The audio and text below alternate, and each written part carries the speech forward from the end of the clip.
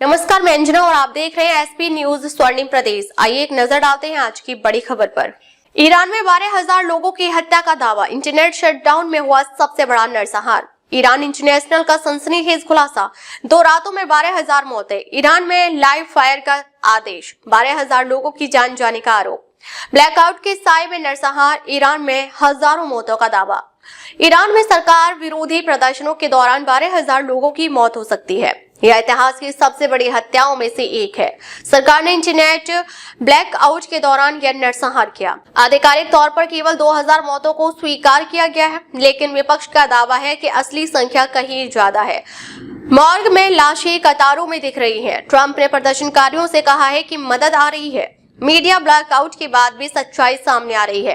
दुनिया अब ईरान की तरफ देख रही है। ईरान इंटरनेशनल का कहना है कि उसने यह निष्कर्ष सुप्रीम नेशनल सिक्योरिटी काउंसिल के करीबी सूत्रों, प्रेसिडेंशियल ऑफिस के 2 स्वतंत्र स्रोतों तथा मशहद, करमानशाह और इस्फहान में इस्लामिक रेवोल्यूशनरी गार्ड कॉर्प्स यानी IRGC से जुड़े कई अंदरूनी स्रोतों से मिली जानकारियों की क्रॉस चेकिंग के बाद निकाला है। इसके अलावा रिपोर्ट में चश्मदीदों, पीड़ितों के परिवारों, फील्ड रिपोर्ट्स, मेडिकल सेंटर्स से जुड़े डेटा और विभिन्न शहरों के डॉक्टरों व नर्सों से प्राप्त सूचनाओं को भी शामिल किया गया है।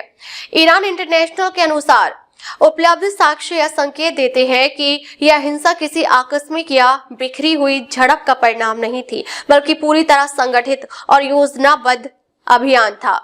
रिपोर्ट में दावा किया गया है कि ज्यादातर लोगों को IRGC और बासेज बलों द्वारा गोली मारी गई। सबसे गंभीर आरोप यह है कि यह कार्रवाई सुप्रीम लीडर अली खामेनेई के सीधे आदेश पर की गई, जिसमें सरकार की तीनों शाखाओं, कार्यपालिका, विधायिका और न्यायपालिका की प्रमुखों की जानकारी और मंजूरी शामिल थी। रिपोर्ट के मुताबिक सुप्रीम नेशनल सिक्योरिटी काउंसिल ने लाइव फायर का स्पष्ट आदेश जारी किया था। युवाओं की बड़ी संख्या में मौत, जांच में यह भी सामने आया है कि मारे गए लोगों में बड़ी संख्या 30 वर्ष से कम उम्र के युवाओं की थी। स्थान, हिंसा और तीव्रता और बेहद कम समय में हुई मौतों की संख्या को देखते हुए ईरान इंटरनेशनल इसे ईरान के इतिहास में अभूतपूर्व बताता है।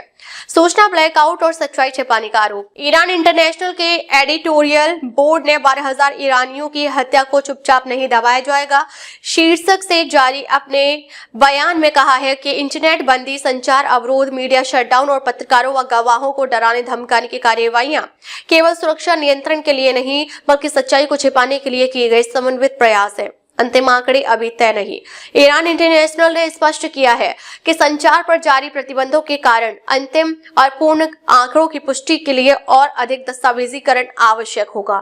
संस्था ने अपने दर्शकों और पीड़ित परिवारों से अपील की है कि वे सबूत, दस्तावेज और गवाहियां साझा करें, ताकि मौतों की वास्तविक संख्या को और अधिक सटीक रूप से दर्ज किया जा सके। अब तक के लिए बस इतना ही। फिर मिलते हैं एक ऐसी ही बड़ी खबर के साथ। तब तक के लिए नमस्कार और देखते रहिए एसपी न्यूज स्वर्णिम प्रदेश।